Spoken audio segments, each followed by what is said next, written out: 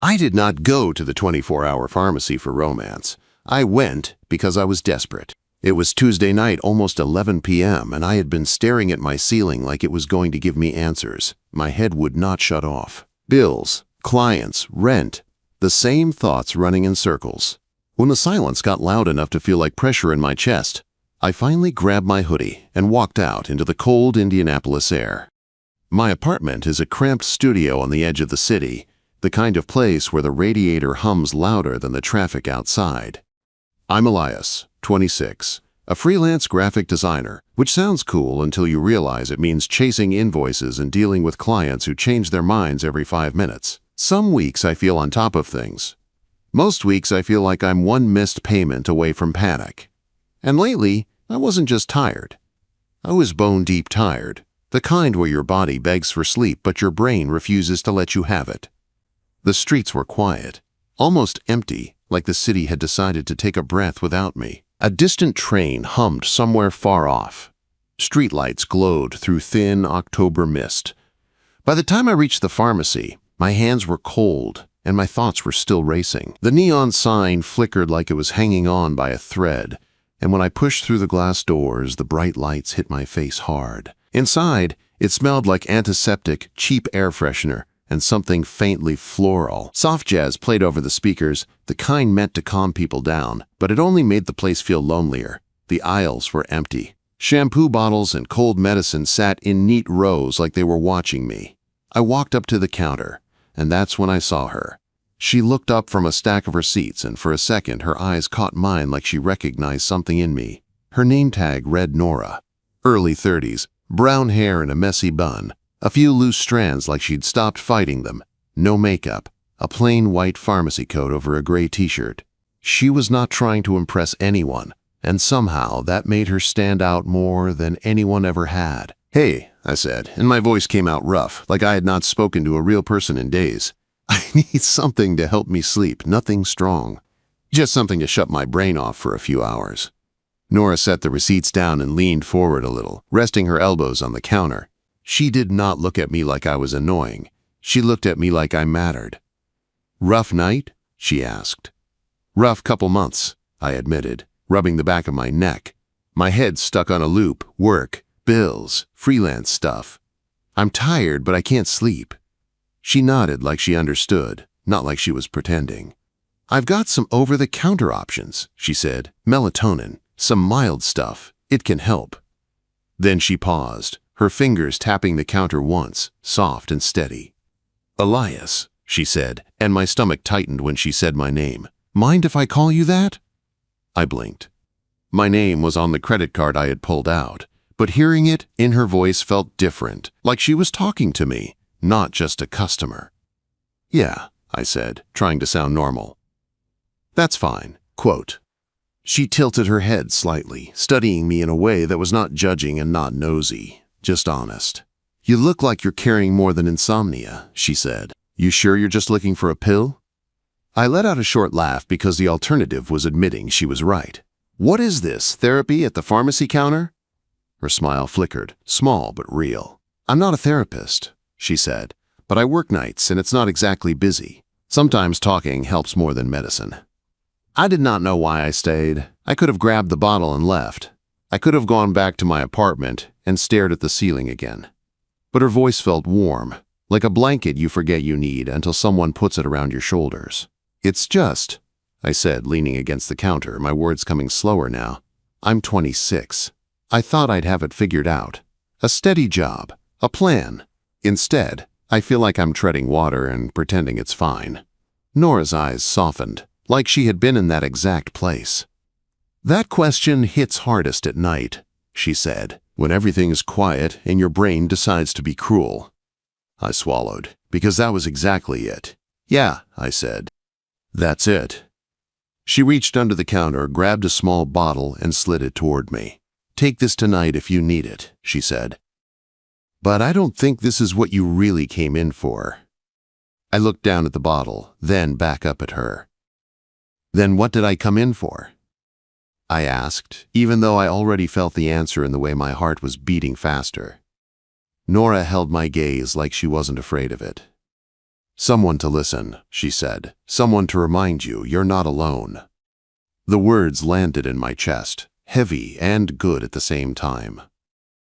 I tried to play it off, but my voice came out quieter. And you're offering that to a stranger? She shrugged, like it was the simplest thing in the world. I'm off at 6 tomorrow, she said. There's a coffee shop by the park. The scones are terrible, but the lattes are decent. Meet me there. We can take a walk. You can tell me what's really keeping you up. My brain froze. My hands went warm around the bottle. I stared at her, searching for a catch, for a joke, for anything that made this make sense.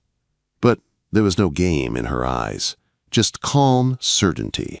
You don't even know me, I said, half laughing because I didn't know how else to handle the feeling rising in my throat. I know you're tired, she said, and I know what that looks like. I should have said no. I should have made a joke and walked out, but my fingers brushed hers as I took the bottle, and that tiny contact made my chest tighten in a way sleep never had. Yeah, I heard myself say. Okay, I'll come. Nora nodded, like she had been sure I would. Good, she said. Now go home, Elias. Try to rest. I walked out into the cold night with the bottle in my pocket, my thoughts still loud but different now. Because for the first time in months, I wasn't just chasing sleep.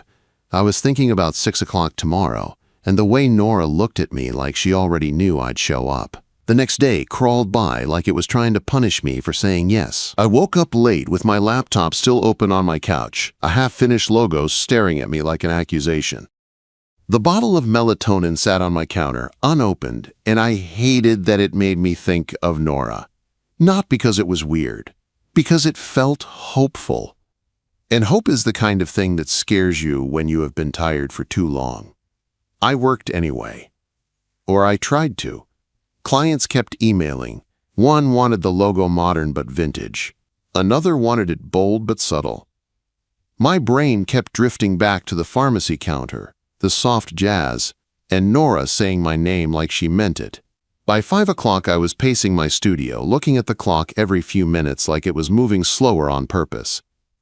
At 5:40, I finally grabbed a jacket and left. The air had that sharp October bite that makes your lungs feel awake.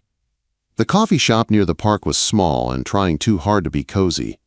Mismatched chairs, chalkboard menu, burnt espresso smell. I got there early because waiting at home felt worse than waiting in public.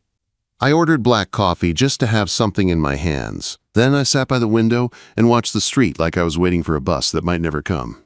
At 6:05, the door opened and Nora walked in. She was not in her pharmacy coat. She wore a beige sweater, jeans, and a scarf loosely draped around her neck. Her hair was down, curling at the ends, catching the warm light of the shop.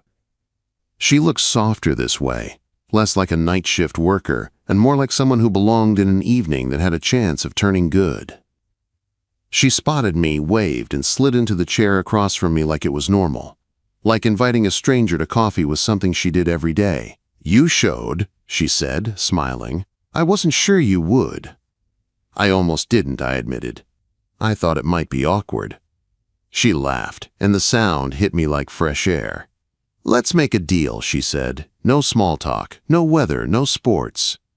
Just the real stuff. I felt my shoulders drop without permission. Deal. She took a sip of her latte and watched me like she was waiting for me to be honest. So I was. I told her about freelancing and the constant fear that I was one bad week away from being broke.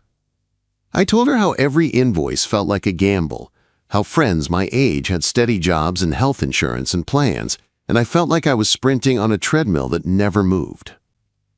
I told her that the worst part wasn't even the money. It was the feeling that I was wasting my 20s, and I would wake up one day and realize I had built nothing. Nora did not interrupt. She did not look at her phone. She listened like it mattered, like the words were something she could hold with care. When I finally stopped, embarrassed at how much I had spilled, she tilted her head. Your turn, I said. Why do you work nights at a pharmacy? You don't seem like someone who just ended up there.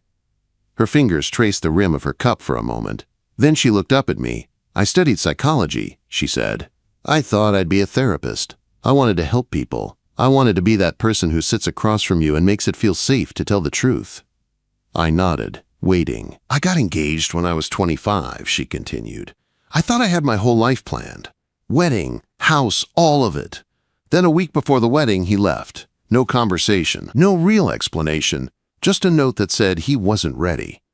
The words were calm, but her eyes weren't. There was something old in them, like a bruise you stop talking about but never stop feeling. I'm sorry, I said, and I meant it. She shrugged, like she was trying to make it smaller. After that, I needed steady. I needed routine. Pharmacy work was available. Nights were quiet. And it turns out, people come in at 2 a.m. needing someone to listen almost as much as they need medicine. I stared at her for a second, my chest tight in a new way. So you're the unofficial therapist of the night shift. Her smile returned, softer. Something like that. The coffee shop buzzed around us, but it felt like we were in our own pocket of calm. Outside, the park trees were turning red and gold. Streetlights flickered on as the sky dimmed. Let's walk, Nora said, standing up. This place is stuffy and I'm not done with you yet. I laughed because it felt good to laugh. Careful, I said. I might bore you to death with my freelancer misery. I'll take the risk, she said, and her eyes sparkled like it was a challenge. We walked through the park, leaves crunching under our shoes. The cold air made my face sting, but my mind felt clearer than it had in weeks. We talked about the things that usually stayed stuck in my head. She asked questions that made me think instead of panic. She told me about jazz, about how she used to play it late at night to calm herself down when her thoughts got too loud.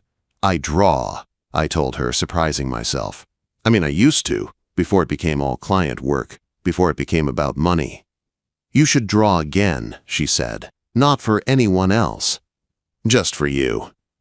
The idea sat in my chest like a small, warm ember. I did not promise anything, but I did not shut it down either. When we reached a bench under a tree, we stopped. The city lights glowed through the branches. Nora's scarf shifted in the wind. She looked at me like she was seeing past the tired parts and finding something worth keeping. You look less haunted, she said. I feel less haunted, I admitted. She smiled. Good, because I want you to come back. Thursday, same coffee shop. My heart jumped in a way that made me feel ridiculous. Thursday, I said. Yeah. That night, when I went back to my apartment, I still didn't sleep perfectly, but it was different. I put on the jazz playlist she texted me, one she named Night Shift, and I lay on my couch listening. For the first time in months, my thoughts slowed. I fell asleep without counting cracks on the ceiling. The next couple of weeks blurred in the best way. Nora and I started meeting 2, sometimes 3 times a week. Coffee. Walks by the Indianapolis Canal. Benches in the park. Diner booths after her shift with coffee that tasted like it had been sitting there since 1999. It was never officially a date, but it never felt casual either. She listened. I listened back. That was the part that shocked me. I wasn't just talking at someone. I was with someone. I started drawing again, too. At night, when the restlessness crept in, I grabbed a sketch pad instead of my phone. The lines were messy at first, but they were mine. One evening, I showed Nora a sketch of our bench, the chipped paint, the way the canal lights reflected on the water. She stared at it for a long moment, then traced the edge of the paper with her fingertip. This is us, she said quietly. My face warmed, and I looked away like a teenager. It's just a bench. It's not just a bench, she said. It's where you started coming back to yourself. She started leaving little notes for me, too. One time, she slipped a sticky note into my hoodie pocket, and I didn't find it until I got home. You smiled 3 times tonight. Progress. I laughed so hard I startled myself. Then I folded it carefully and put it in my desk drawer like it was something valuable. I should have been happy. I was happy. But happiness has a way of waking up old fear. On a Friday, work hit me like a truck. A client rejected a design I had spent days perfecting. Another email came in demanding revisions by morning. My bank account looked like a joke. The old thoughts rushed back, louder than ever. You're behind. You're failing. You're pretending. Then the fear shifted, and it wasn't about work anymore. It was about Nora. She was steady. She was kind. She was the first person in a long time who made me feel like I wasn't drowning, and my brain did what it always does when something starts to matter. It tried to protect me by ruining it. That evening we were supposed to meet at the park after her shift. I didn't go. I told myself I would text. I didn't. I told myself I would call. I didn't. I sat in my studio staring at my sketch pad, frozen, like silence was safer than showing her the messy parts of me. One day became two. Two became three. My insomnia came back hard, like it had been waiting for me to slip. I lay awake replaying Nora's laugh, her eyes, the way she looked at me like I was worth something. Every time my phone buzzed, my stomach dropped. I didn't check. I didn't answer. I hated myself for it, and still I couldn't stop. On the third night, I finally grabbed my sketch pad and started drawing without thinking. My pencil moved fast, messy, desperate. A woman with a scarf under a streetlight, Nora, or my version of her. I stared at the sketch when I was done, my throat tight. I realized I wasn't scared of her leaving. I was scared she would stay, and I wouldn't be able to handle how much that meant. I closed the sketch pad, shoved on my hoodie, and walked to the pharmacy. It was almost midnight. The streets were quiet again, the same misty October cold. The neon sign flickered like it was still dying. My heart pounded so hard I could feel it in my throat. This time, I didn't want medicine. I wanted Nora. The door chimed as I stepped inside. Nora was behind the counter, restocking cold medicine, her movements slow, controlled. She didn't look up right away, but her shoulders tightened like she already knew it was me. I walked closer, my sneakers squeaking on the tile, my hands stuffed in my pockets so she wouldn't see them shaking. "Nora," I said, my voice rough. "I'm sorry." Quote. She set the box down and turned to face me. Her eyes weren't angry, they were hurt. "You disappeared," she said, calm but sharp. "No call, no text. Just nothing." I swallowed hard. "I got scared," I admitted, "and I hate that I did it." Nora stared at me for a long moment, like she was deciding if I deserved another chance. Then she leaned forward slightly, her voice lowering. "I have a stronger medicine for you," she said. My breath caught. "Will you help me take it?" I asked, barely above a whisper. "Is it bitter?" Nora held my eyes like she was not joking, like she had been waiting days to say those words. "I have a stronger medicine for you," she repeated. The pharmacy lights buzzed above us. Jazz played low in the background.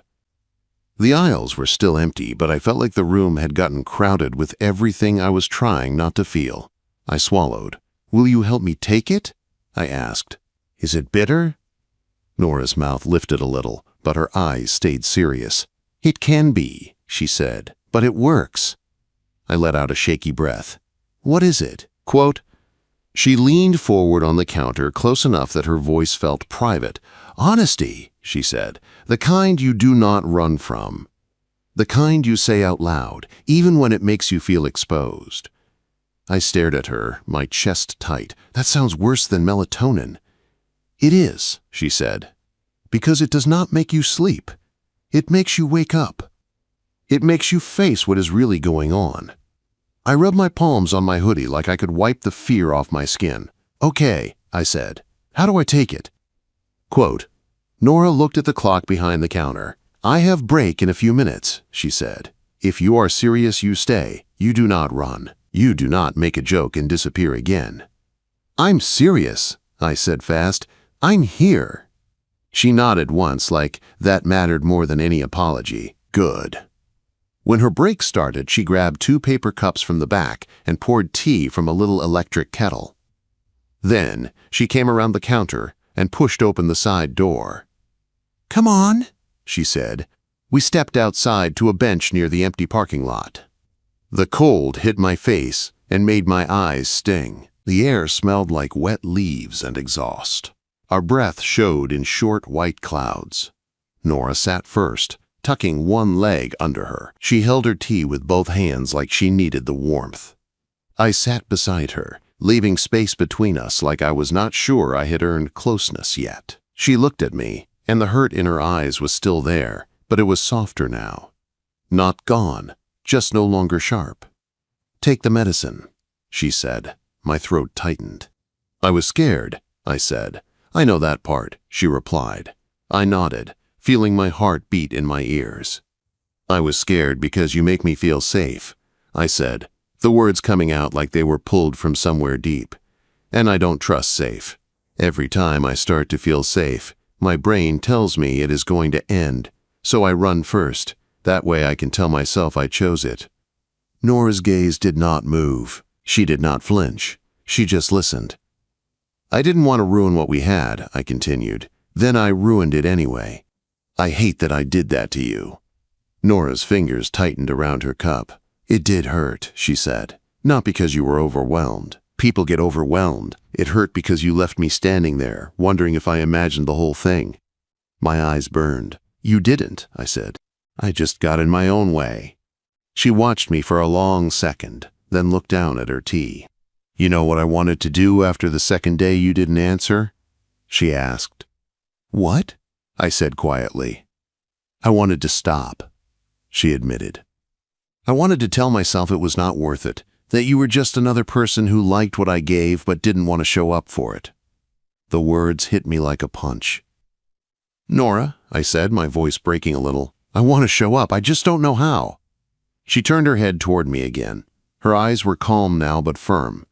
"Then you learn," she said, "and you start with something simple." "Okay." "If you are scared, you tell me," she said. "If you need space, you tell me. If you are drowning, you tell me. You do not punish me with silence." I nodded fast. "I can do that." "Can you?" she asked. I held her gaze. "Yes," I said. "Even if it's bitter." Quote. Nora's mouth softened, like she was proud of me and mad at me at the same time. "Good," she said. "That's the stronger medicine. Not because it fixes you overnight, but because it stops the loop." The wind pushed her scarf against her shoulder. Without thinking, I reached out and adjusted it. Gentle, careful. My fingers brushed her neck for half a second. Nora went still. I pulled back like I had touched a hot stove, but she did not move away. She just looked at me, her eyes searching my face like she was checking if I meant it, if I was real. "I missed you," I said before I could stop myself. Her breath caught, and for a moment, she looked tired in a way that made my chest ache. "I missed you too," she said, and I hated that I did. I let out a laugh that sounded more like relief than humor. "That sounds bad." "It is," she said, but she smiled a little. "But it is also honest." We sat there for a few seconds with the cold and the quiet wrapping around us. The bench felt small. The space between us felt smaller. Nora lifted her cup. "Drink," she said. I took a sip of my tea even though I didn't need it. It tasted plain and warm, not bitter at all. "That's not bitter," I said. Nora's eyes held mine. "The tea isn't," she replied. "The truth is." My chest tightened again, but this time it was not fear. It was something like wanting her close. Wanting to be the kind of man who could hold something good without crushing it. Nora's break ended too soon. She stood up and dusted off her jeans. "I have to go back in," she said, "but I'm not done with you." "I'm not going anywhere," I promised. She studied me like she was measuring the promise. Then she nodded. "Wait inside," she said. "When I get off, we're getting food." "Okay," I said, and my voice sounded steadier than it had in days. 2 hours later, we were in a 24-hour diner a few blocks away. The tables were sticky. The coffee tasted burnt. The neon signs outside buzzed like they were tired too. It was the kind of place that felt ugly in daylight, but comforting at midnight. Nora slid into the booth across from me and sighed, like her body finally let go of the shift. Her hair was messier now, her eyes softer. We talked at first about simple things, like a customer who came in asking for toothpaste because he was too nervous to kiss his date goodnight. Nora laughed so hard she had to cover her mouth. Then the conversation turned quiet. "I need you to know something," Nora said, stirring sugar into her coffee. "I'm not perfect at this either." "At what?" I asked. "At letting people in," she said. "After my engagement fell apart, I built walls that felt like safety. Then you walked into my pharmacy looking like you were falling apart, and I did the one thing I told myself I wouldn't do." "What?" I asked, even though I already knew. "I cared," she said. The word sat between us like it had weight. My throat tightened again. I care too, I admitted. That's what scared me. Nora's eyes stayed on mine. Then do not waste it, she said. If we do this, we do it with honesty. No disappearing. I won't, I said. I don't want to. Her hand moved across the table, slow. She rested her fingers near mine, not touching yet, like she was asking without asking. I placed my hand down beside hers, our fingers brushed. Then she slid her hand into mine, warm and steady. A simple touch, but it felt like a decision. When she walked me to my car, the air was colder than before, but I barely noticed.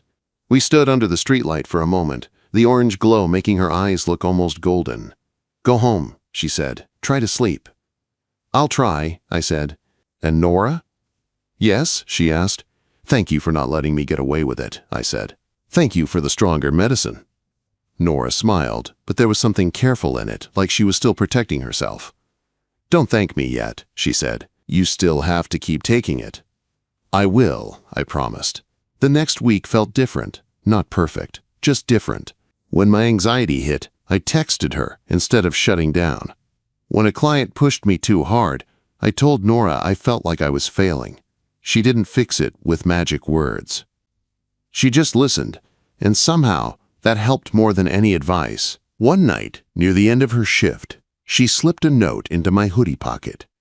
You showed up. That matters. I stared at it when I got home, my chest tight in that warm way again.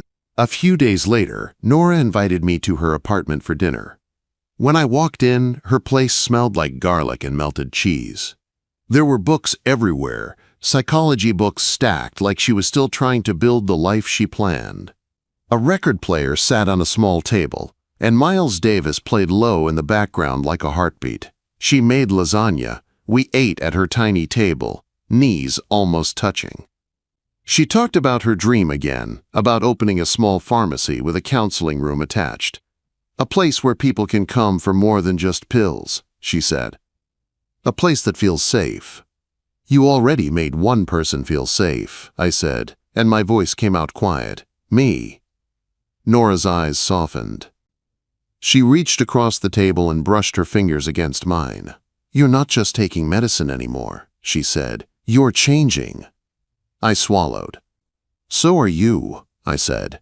Her breath caught. For a second, the room felt too small for everything I wanted to say. Nora stood up and walked to the counter like she needed space. Then she turned back to me, her face serious again. Elias, she said. Yeah? I answered, my heart suddenly pounding. There's something I haven't told you, she said, and her voice was calm, but I could hear the edge under it. And I need you to take the stronger medicine again. My stomach dropped. What is it? I asked. Nora glanced toward her phone on the counter. The screen was lit up, like it had just buzzed. Then she looked back at me, and her eyes were scared.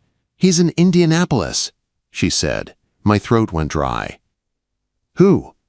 I asked, even though I felt the answer before she said it. Nora's voice came out low. My ex, she said. The one who left. Quote, the words hit the room like cold air. He's in Indianapolis, Nora said. For a second, I just stared at her, my mind trying to catch up. Miles Davis played softly from the record player, but it sounded distant now, like it was coming from another apartment, another life. Who? I asked, even though I already knew. Nora swallowed. My ex, she said. The one who left, the one who walked out a week before my wedding. My chest tightened. Not because I wanted to be angry, but because I could see the fear in her face. She was standing near the counter like she needed something solid to hold on to. Why is he here? I asked. Nora glanced at her phone again. He messaged me, she said. Out of nowhere. He said he's in town for a few days. He wants to talk. I tried to breathe slowly, the way she taught me. Stronger medicine, honesty, show up. I held onto those words like a railing. What do you want? I asked her. Not what he wants, you. Nora's eyes flicked to mine, and I saw how much she was fighting herself. I don't know, she admitted. Part of me wants to ignore it. Part of me wants answers, and part of me is terrified that I'll fall back into the same pain. I nodded, because I understood that feeling too well. The past doesn't just disappear, it waits. It shows up when you finally start to feel safe. I'm here, I said. Whatever you decide, I'm here. Nora's shoulders dropped a fraction, like my words gave her room to stand. She walked back to the table and sat down across from me. She looked smaller, sitting there, not weak, just human. He didn't even apologize in the message, she said quietly. It was just, can we talk? Like he didn't blow up my whole life. My hands curled into fists under the table. I forced them open again. This wasn't about my anger. It was about her healing. You don't owe him anything, I said, but you also don't owe yourself silence. If you need answers, you can get them. Just do it on your terms. Nora's eye stayed on me. You're not scared? She asked. I laughed once, short and honest. I'm terrified, I said, but I'm not running. The corner of her mouth lifted, and it was sad and warm at the same time. You're learning, she said. That's the medicine, I said, trying to lighten it, still bitter. Nora looked down at her plate of lasagna like she had forgotten it existed. Then she pushed it away. I want to meet him, she said, not because I want him back, because I'm tired of wondering what happened. My stomach sank and steadied in the same breath. Okay, I said. When? Tomorrow, she answered. He suggested a coffee shop downtown, noon. I hesitated, then said the honest thing. Do you want me there? Nora looked up fast. Not at the table, she said, but close, just in case. I nodded. Done.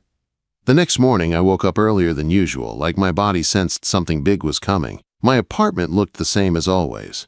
Messy couch, laptop, bills on the counter. But I felt different, not confident, just present. By 11:30 I was downtown, sitting in a coffee shop across the street from the one Nora had picked. The air smelled like espresso and nerves.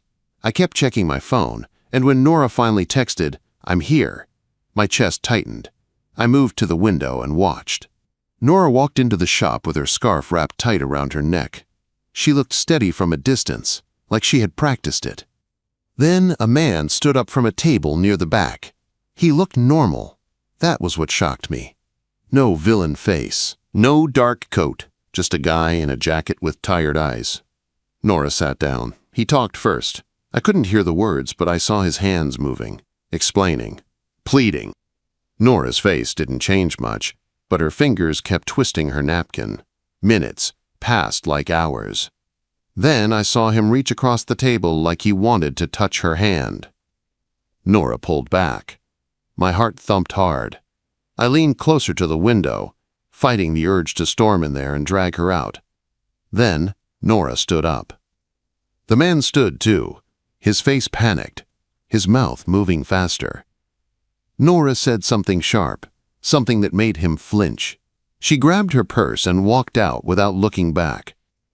The moment she stepped onto the sidewalk, I was already crossing the street. Nora, I said gently. She turned toward me, and her eyes were glassy but fierce. He said he left because he was scared, she said, her voice tight. He said I was too real, too serious, too much. I felt my jaw clench. That's not a reason, I said. It's his reason. She snapped, then exhaled, like she regretted the sharpness. And you know what he said next? I shook my head. He asked if we could try again, she said, almost laughing in disbelief. Like it's a movie, and he showed up at the last minute and I'm supposed to melt. My chest hurt for her. What did you say? Nora looked at me and her eyes softened in a way that made me feel like the whole city had gone quiet. I told him no, she said. I told him I'm not waiting for someone who only wants me when it's convenient. I told him he doesn't get to pick me up like a dropped wallet and pretend it didn't break anything. My throat tightened. I'm proud of you, I said. She blinked fast. I didn't know if I could do it, she admitted. I was shaking the whole time. You did it anyway, I said. That's the medicine. Nora let out a breath and laughed a little, shaky, still bitter. Yeah, I said. But it works. We stood there on the sidewalk while people walked around us like nothing had happened. The sky was gray. Cars passed. Life kept moving. Nora's hand found mine. That simple touch, warm and sure, made something shift in me. "I wanted you close," she said quietly, "not because I needed saving, because I wanted to know I wasn't alone." I squeezed her hand. "You're not alone," I said. "Not if I have any say." Nora looked up at me, and for a second she looked like the woman from the pharmacy counter again, calm and sharp and present. "I have something for you too," she said. I raised an eyebrow. "Another medicine?" She nodded. "Stronger," she said. I laughed, but my heart was pounding. "Will you help me take it?" I asked. "Is it bitter?" Nora stepped closer. "It's sweet," she said, "but it's scary." "What is it?" I asked, my voice low. She lifted her free hand and touched my cheek, gentle, like she was making sure I was real. "It's letting someone love you," she said, "without making them chase you through silence." My breath caught. The streetlight above us flickered on, even though it was still afternoon, like the day was getting ready to surrender tonight. "I want that," I said. "I want you." Nora's eyes searched mine, making sure I wasn't saying it out of fear. Then her lips parted slightly, and her voice came out soft. "Then show up," she said, "not just when it's easy, when it's hard too." "I will," I promised. Nora nodded once, like she believed me. Then she leaned in and kissed me. It wasn't rushed. It wasn't dramatic. It was warm and steady, like the first good breath after being underwater. When she pulled back, her forehead rested against mine for a second. "I still get scared," she whispered. "Me too," I said, "but we don't have to run." That night we went back to her apartment. We did not talk about the ex again. We made tea. We put on jazz. We sat on her couch with our shoulders touching. Later, when I walked home, the city felt different. Not quieter, just less heavy. In my studio, the radiator hummed, the same as always. The traffic outside was the same. But my brain was not screaming anymore. I sat at my desk, opened my sketchpad, and drew the Indianapolis skyline at dusk. Not for a client. Not for money. Just because I wanted to. Before I went to bed, my phone buzzed. A message from Nora. "You showed up today. Keep taking the medicine." I smiled, put the phone down, and lay on my couch. For the first time in months, sleep came without a fight. Not because life was suddenly perfect, because I wasn't facing it alone anymore.